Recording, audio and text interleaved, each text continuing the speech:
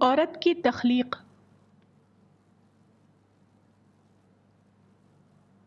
عورت کے بارے میں ایک روایت حدیث کی مختلف کتابوں میں آئی ہے۔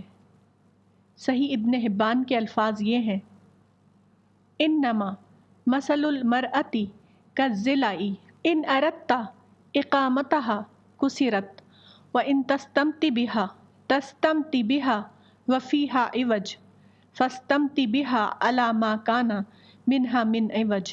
صحیح ابن حبان حدیث نمبر 4180۔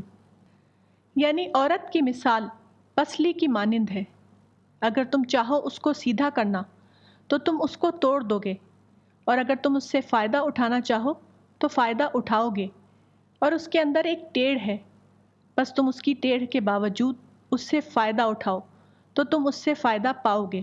اس حدیث میں عوج یعنی ٹیڑھ سے مراد یہ نہیں ہے کہ عورت کے اندر کوئی تخلیقی کجی ہے، یہ دراصل تمثیل کی زبان ہے، یعنی اس سے مراد وہ مخصوص مزاج ہے جو عورتوں کے اندر پایا جاتا ہے۔ عورت اپنے مزاج کے اعتبار سے جذباتی یعنی ایموشنل ہوتی ہے۔ اسی جذباتی مزاج کو پسلی سے تعبیر کیا گیا ہے۔ جذباتی مزاج کیا ہے؟ وہ یہ ہے کہ کسی بات کو عقلی طور پر سوچنے سے پہلے بھڑک اٹھنا۔ کوئی بات مزاج کے خلاف ہو تو ٹھنڈے طریقے سے سوچے بغیر رائے قائم کر لینا۔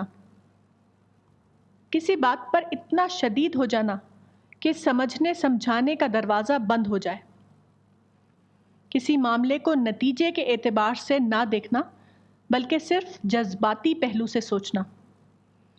اپنے کو صحیح اور دوسرے کو غلط سمجھ لینا۔ اس قسم کی تمام باتیں جذباتیت یا ایموشنلزم سے تعلق رکھتی ہیں۔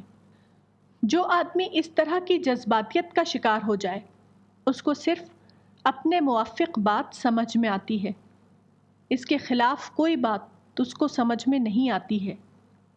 جو بات اپنے مزاج کے خلاف نظر آئے اس پر وہ سوچنے کے لیے تیار نہیں ہوتا۔ ایسے آدمی کو نرمی سے سمجھایا جا سکتا ہے، لیکن اس کو سختی سے سمجھانا ممکن نہیں ہوتا۔